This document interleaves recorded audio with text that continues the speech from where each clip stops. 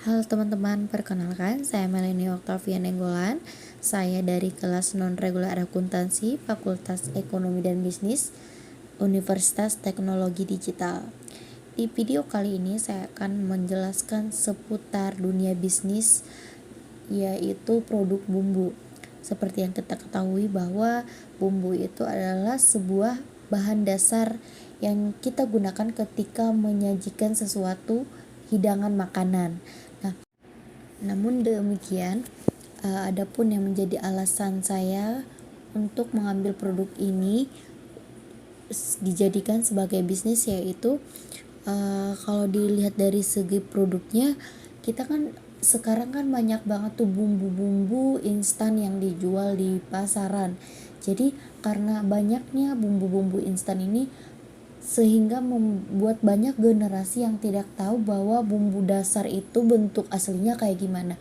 Nah, di sini saya mencoba untuk menggali kembali tentang bumbu-bumbu yang sebenarnya basic banget.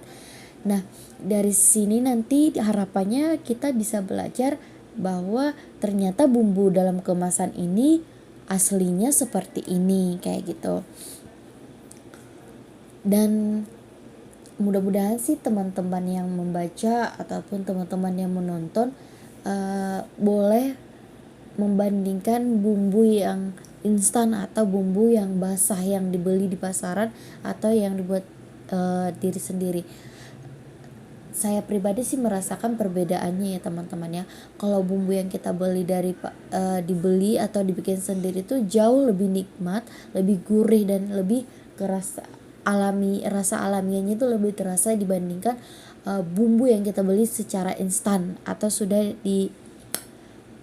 masuk pabrik kayak gitu ya, yang udah dikelola pabrik, pasti rasanya sangat berbeda. Nah, itu dari segi produknya. Alasan dari segi bisnisnya apa? Nah, bumbu kan semua orang menggunakan bumbu, nggak melulu hanya rumah tangga atau seseorang yang sedang belajar memasak. Tidak hanya itu, tetapi cakupan pasar bumbu ini sangatlah luas, baik dari kalangan bawah, kalangan menengah, atas, semua orang bisa membeli bumbu masak.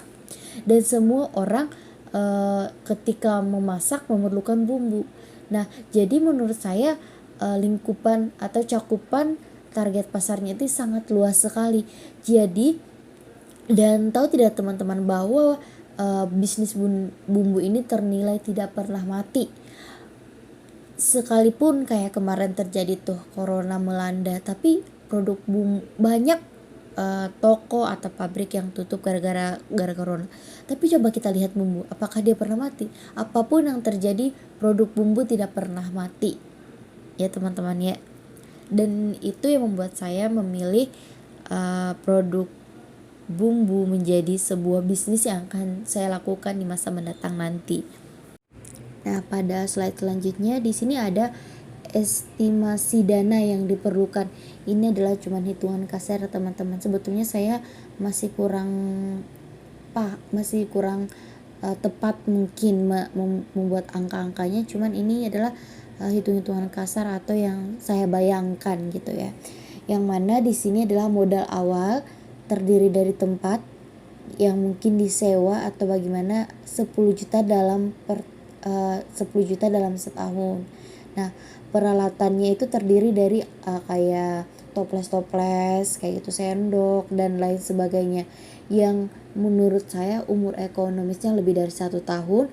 Dia berjumlahkan 5 juta. Jadi tempat sama peralatannya berjumlah senilai 15 juta.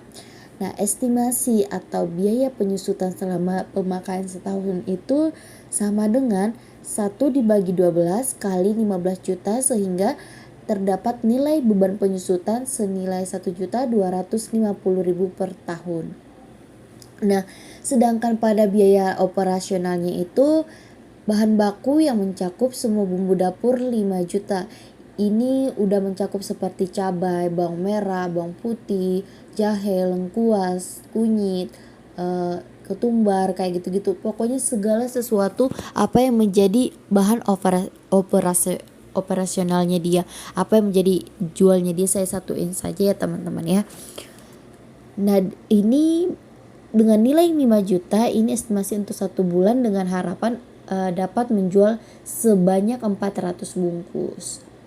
Nah ternyata ada juga keperluan operasionalnya, yaitu plastik, karet, stiker atau nama brand, transportasi, listrik, biaya lain-lain, upah tenaga kerja, upah biaya penyusutan peralatan, sehingga menghasilkan nilai atau total sebanyak 3.680.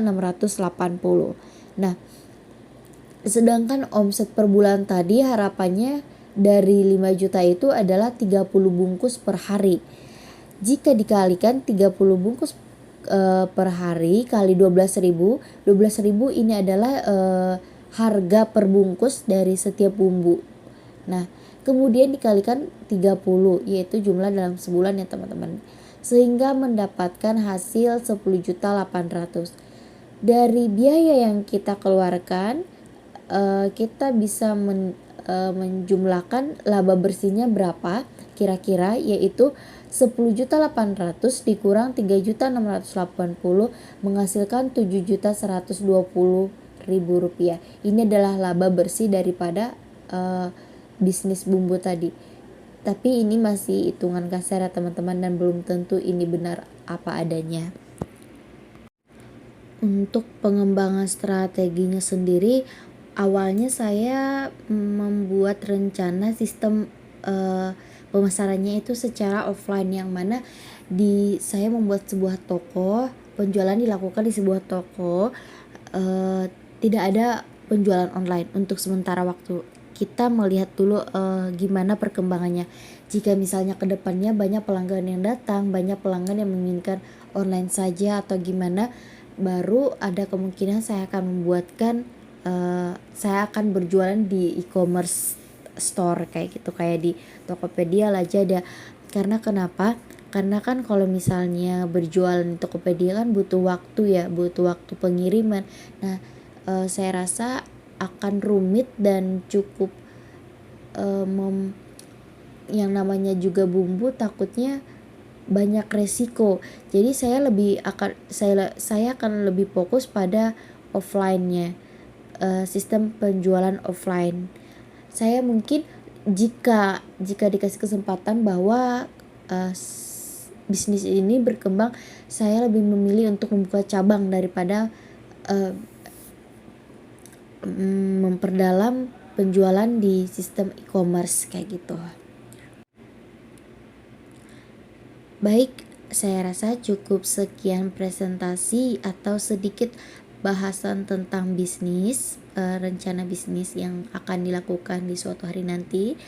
Mudah-mudahan bisnis ini terrealisasikan dan terwujudkan. Saya Melenia Octavia Nenggolan, pamit undur diri. Sekian dan terima kasih.